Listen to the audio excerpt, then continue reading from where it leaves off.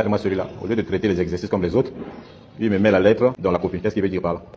Je n'ai pas traité les exercices. Je n'ai pas aussi écrit mon nom sur la copie. Mais je vais te dire la vérité. Car la Bible dit que la vérité libère. Bonjour, monsieur Edgar. S'il te plaît, monsieur. Tu penses que les maths, c'est quoi?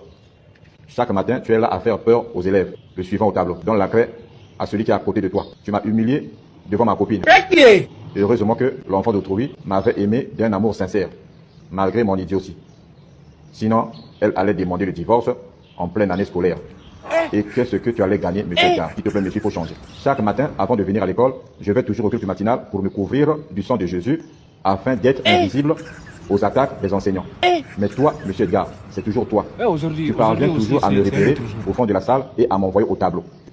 Et pourtant, je t'avais dit que dans ma famille, les gens meurent au tableau.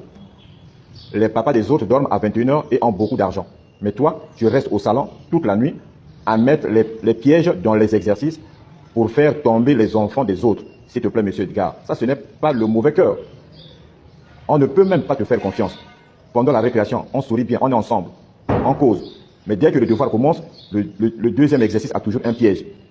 Même si on te paye le bus, tu mets toujours un piège dans le deuxième exercice. Les papas qui ont beaucoup d'argent vont prendre leur petit déjeuner en ville. Mais toi, tu attends seulement l'argent des TD pour prendre le petit déjeuner.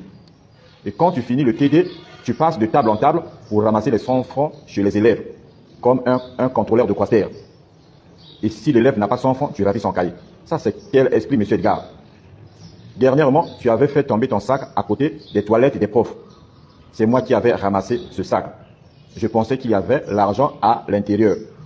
Car sur le sac, tu avais écrit « banque ». Mais quand je suis arrivé à la maison, j'ai ouvert le sac, c'était la banque des exercices de maths. En plus, ces exercices n'étaient pas corrigés. Ce jour-là, je t'avais maudit, monsieur Edgar. Excuse-moi, parce que j'avais brûlé ton sac aussi. La plus grosse enveloppe qui était dans le sac contenait le cours intitulé « Construction, point par point, du centre d'une similitude plane indirecte ». Monsieur Edgar, mais un jour, un enfant risquera de te frapper point par point. Tu n'es pas gentil, monsieur Edgar. Tu nous amènes toujours au TD chaque samedi, avec des exercices qui commencent toujours par supposant que. Mais tu ne viens jamais au bac. Ça, c'est quel esprit, monsieur Edgar? Tu écris TD à 8 heures. Entre parenthèses, ne manquez pas. En cas de pluie, venez après la pluie. Nous faisons un effort de venir, mais les exercices ne viennent jamais au bac. Tous les jours, tu nous rappelles, j'ai enseigné le ministre Intel, j'ai enseigné le député Intel. Tu connais comment on fabrique les ministres et les députés, mais tu es toujours là. Tu n'as pas l'argent comme les autres. Les autres manipulent l'argent. Toi, tu manipules les compas, les règles et les équerres. Même les petits que tu as enseignés sont maintenant au 8e échelon.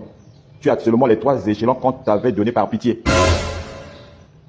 Tu es là à faire chaque exercice avec 4 méthodes au lieu d'aller suivre ta situation aux finances.